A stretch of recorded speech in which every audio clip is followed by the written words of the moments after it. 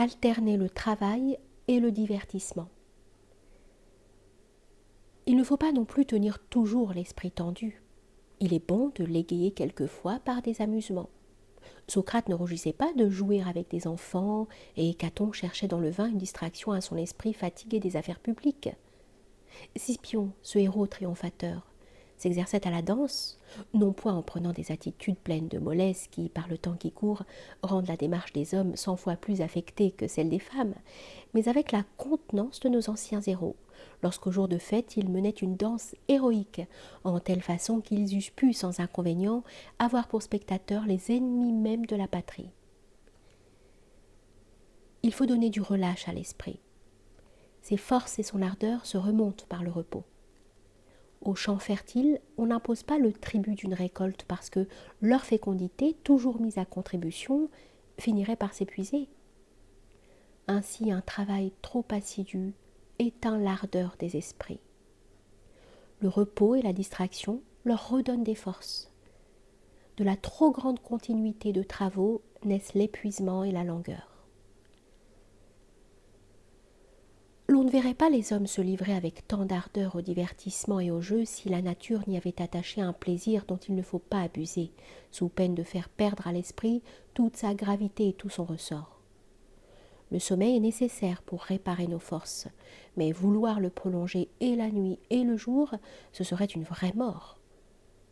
Il est bien différent de relâcher ou de détendre. Les législateurs ont institué des jours de fête, afin que les hommes, rassemblés pour ces réjouissances, trouvassent à leurs travaux un délassement, une interruption nécessaire. Et de grands personnages, m'a-t-on dit, se donnaient chaque mois quelques jours de vacances. D'autres même partageaient chaque journée entre le repos et les affaires. Je me souviens entre autres qu'Asinius Polion, ce fameux orateur, ne s'occupait plus d'aucune affaire passée la 10e heure. Dès lors, il ne lisait même pas ses lettres, de peur qu'elles ne fissent naître pour lui quelques nouveaux soins. Mais durant ces 2 heures, il se délassait de la fatigue de toute la journée. D'autres, partageant le jour par la moitié, ont réservé l'après-midi pour les affaires de moindre importance. Nos ancêtres ne voulaient point que, passé la 10e heure, on ouvrît dans le Sénat aucune délibération nouvelle. Les gens de guerre répartissent entre eux le service de nuit, et ceux qui reviennent d'une expédition ont leur nuit franche. L'esprit demande des ménagements. Il faut lui accorder un repos qui soit comme l'aliment réparateur de ses forces épuisées. La promenade dans des lieux découverts, sous un ciel libre et au grand air, recrée et retrempe l'esprit. Quelquefois, un voyage en litière et le changement de lieu, comme aussi quelques excès dans le manger et dans le boire, lui redonnent une nouvelle vigueur. Parfois même, on peut aller jusqu'à l'ivresse, non pour s'y plonger, mais pour y trouver un excitant. Elle dissipe les chagrins et réveille la faculté de l'âme, et entre autres maladies guérit la tristesse. On a donné le nom de Libère à l'inventeur du vin, non parce qu'il provoque la licence des paroles, mais parce qu'il délivre l'âme du joug des chagrins, qui lui donne de l'assurance, une vie nouvelle, et l'enhardit à toutes sortes d'entreprises. Mais il en est du vin comme de la liberté. Il faut en user avec modération. On a dit de Solon et d'Arcésilas qu'ils aimaient le vin. On a aussi reproché l'ivrognerie à Caton, mais on me persuadera plus facilement que l'ivrognerie est une vertu que de me faire croire que Caton ait pu se dégrader à ce point.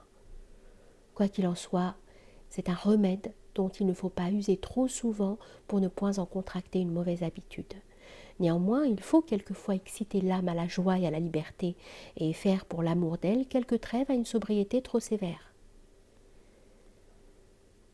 S'il faut en croire un poète grec qui dit « Il est quelquefois agréable de perdre la raison », Platon n'a-t-il pas dit « Jamais homme de sens rassis ne se fait ouvrir le temple des muses » et Aristote « Point de grand génie sans un grain de folie ».